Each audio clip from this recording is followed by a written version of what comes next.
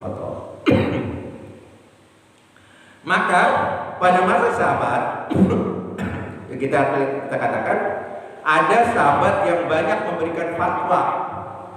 Di antaranya adalah 4 khalifah, itu dari Abu Bakar, Umar, Utsman dan Ali. Ya, kemudian ada Ibnu Mas'ud, ya radhiyallahu anhu. Ya, kemudian Ibnu Abbas, ya.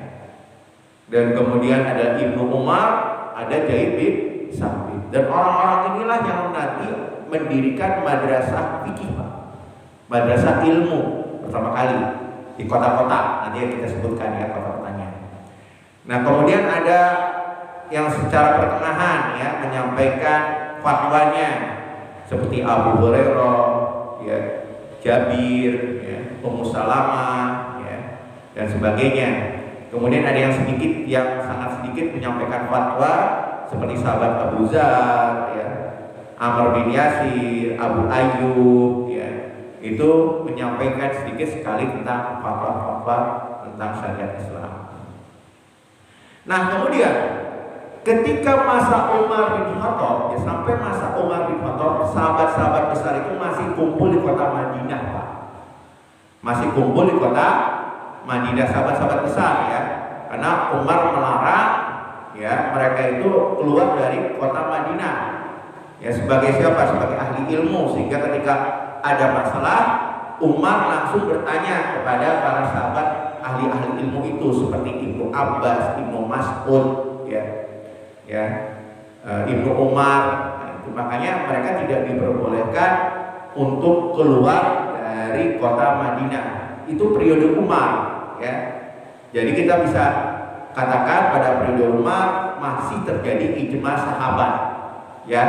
Tapi ketika pemerintah berganti kepada Utsman bin Affan, ya radhiyallahu anhu, kemudian terjadi fitnatul kubra, fitnah terbesar di kaum umat Islam, ya.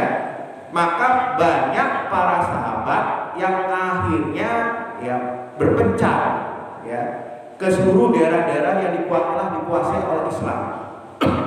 Bahkan Sa'ad bin Abi Waqqas sampai ke negeri Cina, sampai hijrah, sampai pergi ke Cina. Ya, kenapa? Karena mereka nggak ingin ikut campur masalah politik, Pak.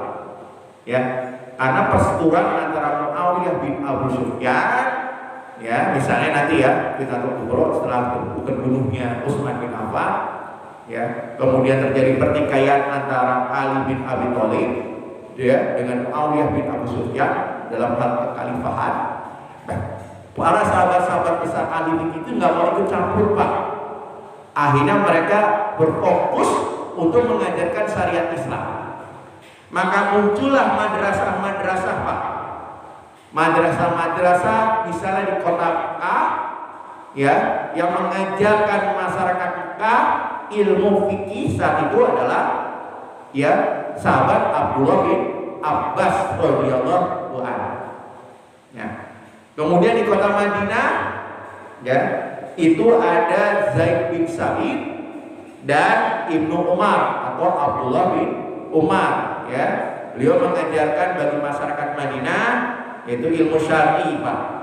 Kemudian di kota Kufah itu ada sahabat Ibnu Mas'ud radhiyallahu anhu. Kemudian di Yaman ada sahabat Mu'az bin Jabal. Ya. Jadi para sahabat-sahabat besar ini berfokus untuk mengajarkan ilmu-ilmu syar'i. Nah, madrasah-madrasah inilah yang nantinya menjadi cikal bakal mazhab. Paham sini ya? Jadi cikal bakal mazhab itu diawali dengan pendirian madrasah-madrasah, sekolah-sekolah ilmu syar'i, Pak. Nah, mereka punya ciri-ciri tersendiri, ya. Di antara madrasah di kota-kota seperti Mekah, Madinah, kemudian di Kufah dan di Yaman berbeda, Pak. Ya, berbeda sehingga nanti menjadi cikal bakal berdirinya mazhab dalam Islam. Nah, ini, Pak. Ya. Seperti itu. Nah, itu pada masa sahabat. Jadi pada masa sahabat, ya, muncul madrasah-madrasah fikih, ya, supaya agar mereka terhindar dari masalah politik, Pak.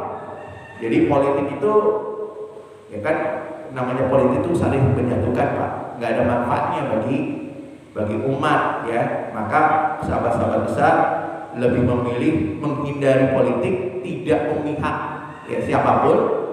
Mereka lebih baik mengajarkan ilmu syar'i kepada masyarakat. Ya.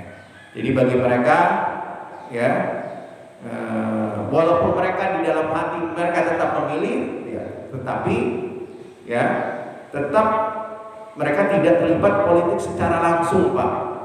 Karena mereka tetap sahabat-sahabat Nabi gitu. Ya. Mereka tetap sahabat-sahabat Nabi yang punya keistimewaan. Sahabat-sahabat Nabi itu punya keistimewaan, Pak.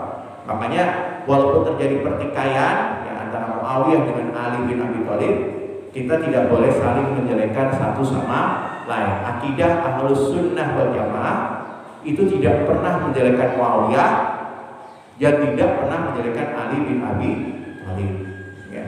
Sebagaimana golongan Khawarij yang menjelekkan keduanya. Ini bahaya, Pak.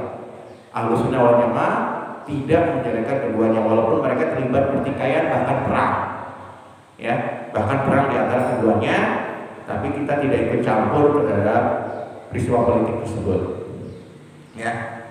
Begitulah pemahaman kita Ahlus Sunnah wal Jamaah terhadap para sahabat. Karena sahabat bagaimanapun adalah mereka adalah orang-orang mulia, Pak. Lebih mulia mereka daripada kita. Ya.